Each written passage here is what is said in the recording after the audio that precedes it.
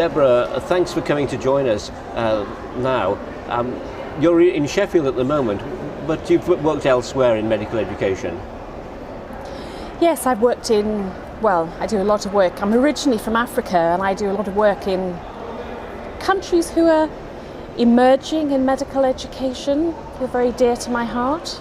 And would people from Africa or the countries you're thinking of be coming to a conference like this in Glasgow?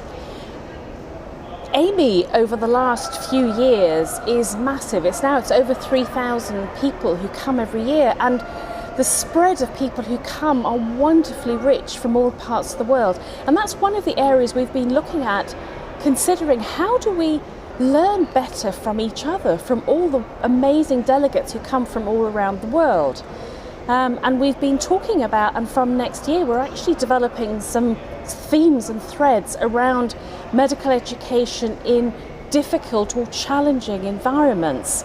And we're not just talking about financially difficult, we're talking about there may be local difficulties, which could be political, or it could actually be people who are delivering medical education in quite challenging war-torn areas or areas that have remote difficulties and problems.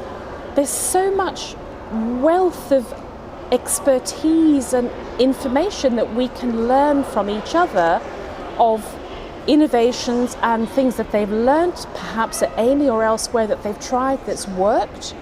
But as importantly, what hasn't worked, and how can we learn from that? I guess one of the criticisms of a big conference like this is that we are teaching westernised medicine, westernised medical education to people from all around the world, as you've been describing, but it doesn't necessarily fit with their circumstances and resources. No, and that's exactly what we want. More people who perhaps are not as experienced at presenting, or who have some amazing stuff for us to develop and learn from, to be more actively participating and sharing their wealth of experience and expertise with us.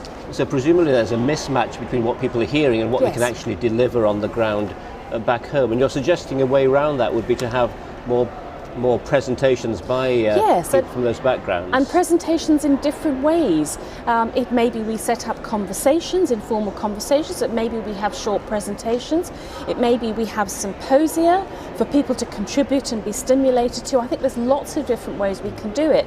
And there's a strand we're going to implement next year, and I'm hoping this will probably become an established strand for which we can then develop and build on, depending on how successful it is, and things that will work for us to hear everybody who's coming to AMI what they're doing.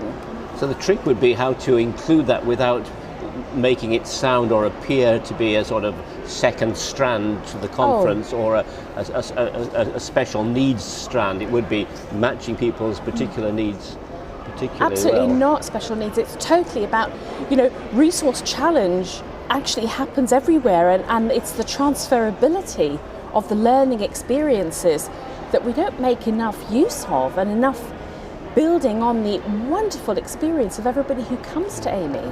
One of the buzzwords we've been hearing recently was making more of less, and that might be the theme. Yeah, I love that, making more of less. I know somebody made a comment that it sounded like a party political broadcast, but it isn't. It kind of sums up the fact that it's very rare that we've actually got unlimited resources and unlimited expertise, and it's how do you do the best with what you have, and what can we learn from each other? I suppose cost efficiency is a buzzword too in the West. Next year AMI is in Barcelona. Yes. Would it be rolling out, would this program you're talking about be rolling out then, or is that for later? No, it's going to start next year in Barcelona, so we'd love to have ideas from people of things they'd like to hear about. We've got some ideas of people that we might get engaged in, both how we might support people to talk, but also looking at some funding to see how we can support people coming from less advantaged areas to come and share their expertise with us. It sounds like this is quite well thought out already.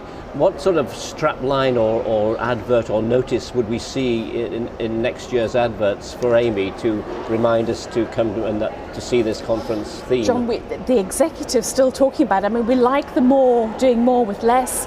We're talking about medical education in difficult circumstances. Other people have said that it should be something about medical education in challenging environments. I don't know. I think we'll probably use a mix and match of that because it'll mean different things to different people. Again, give us some ideas of what you think you'd like it to be called, how it would actually sing true to you and how you might get engaged and involved in it. Debbie, thanks very much for that. Deborah Murdoch Eaton there talking to us from her experience in Sheffield and around the world. Thank you.